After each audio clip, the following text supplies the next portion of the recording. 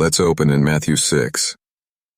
Jesus is teaching, and he says this, "Therefore I tell you, do not worry about your life, what you will eat or drink, or about your body, what you will wear. Is not life more than food, and the body more than clothes?" He keeps going. Can any one of you, by worrying, add a single hour to your life? And why do you worry about clothing? He's not asking that question because he wants an answer. He's asking it because he already knows there isn't one. Then in Philippians 4, Paul writes it even plainer. Do not be anxious about anything, but in every situation, by prayer and petition, with thanksgiving, present your requests to God. And the peace of God, which transcends all understanding, will guard your hearts and your minds in Christ Jesus. Notice something. Jesus doesn't say, try not to worry. He doesn't say, worry a little less. He says, do not worry. That's a command. And here's what I've come to believe about every command God has ever given us. He's not trying to control you. He's not trying to withhold something from you. He gives commands because he can see something you can't see yet, and he's trying to protect you from it. So if he's saying, don't carry this, maybe the real question isn't why is that hard? Maybe the real question is, what have we been carrying that was never ours to carry in the first place? Here's something we don't say out loud very often. If you believe that solving your own problems is entirely up to you, you will always be tired. Always. It won't matter how smart you are, how disciplined you are, how many books you've read, or how many mornings you wake up early to get ahead of the day. You were never built to carry the full weight of your own life by yourself. Think about it honestly. Every day, life hands you more than you can process. Decisions you're not fully equipped to make. Relationships you can't fully control. Outcomes you can't fully predict. And if you believe it's all on you, every answer, every fix, every next step, of course you're exhausted. Of course you lie awake. You were handed a job that was never meant to be done alone. But here's the part we miss. While we're white-knuckling our way through life trying to hold it all together, there is a Father who is right there, who has never once looked away, quietly saying, I already have this. Will you let me? That's not weakness, letting him carry it. That's the smartest thing you'll do all week. Something happens the moment you actually hand something to God instead of just saying you did. There's a difference between praying about a problem and releasing a problem. A lot of us pray about things while still gripping them with both hands. When you truly trust God with something, you stop trying to force it into shape. You stop replaying the conversation for the 100th time, trying to find the version where you said the right thing. You stop trying to control the people around you into the outcome you want. You just say, God, I've tried this my way for a long time now, and I'm tired. It's yours. I think most of us don't come to that place through a sermon. We come to it through exhaustion. We try to fix it ourselves until we simply run out of strength to keep pretending we have it handled. And that emptying out, that's not failure. That's the doorway. That's where real trust usually starts. You don't need the perfect prayer. You don't need eloquent words. Sometimes it's just, God, I don't know what to do here. Sometimes it's just, I'm in over my head. That's enough. He's not grading your vocabulary. He's listening for your heart. Here's something comforting, if you let it be. God isn't surprised by anything about you.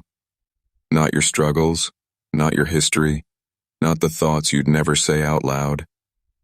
He knows your beginning. He knows your end. And he knows every hard chapter in between.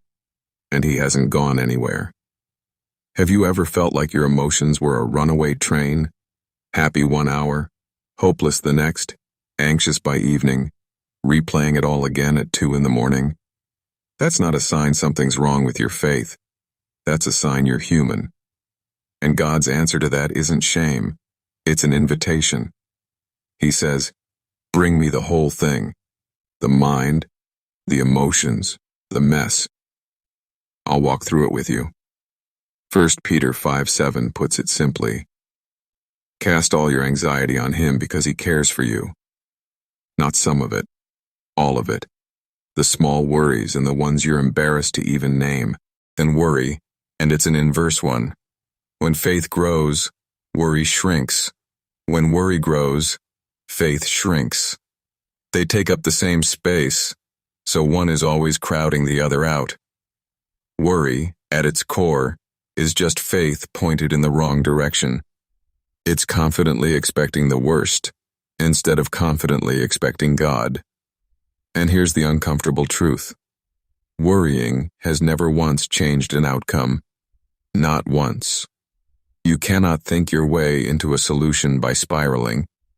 Jesus already told us, you can't add a single hour to your life by worrying about it, but God can add years, direction, and peace to a life that's surrendered to Him.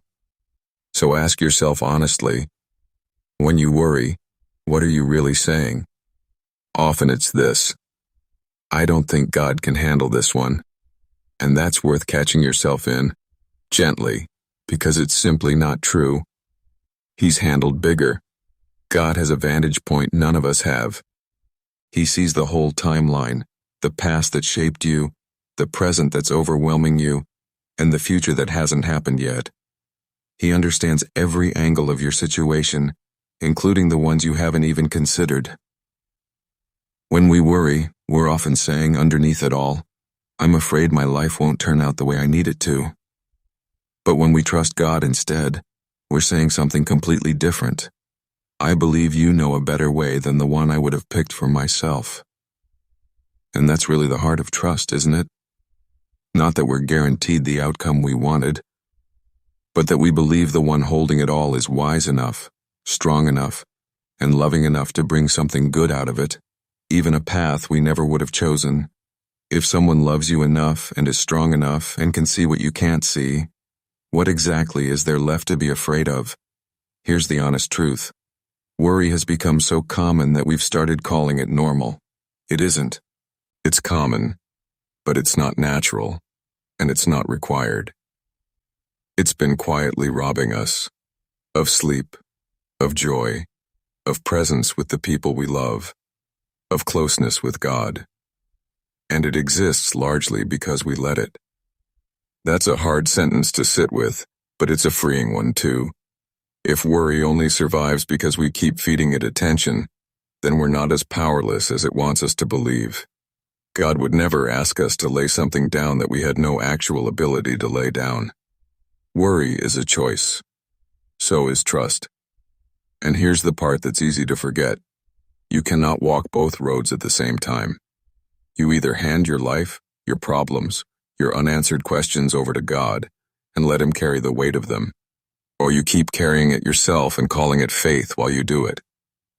Worry and anxiety often show up like an unwelcome tenant, moving into your thoughts, sitting there uninvited, quietly making itself at home.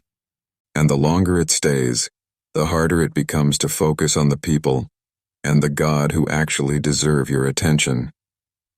At the root of most worry is a quiet, false belief that we're on our own, that nobody's really coming, that we have to be our own rescue. But that belief is a lie, and it's worth naming as one.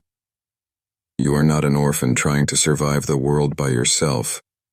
You have a Father, and He has never once been distracted, never once been too busy, never once looked away.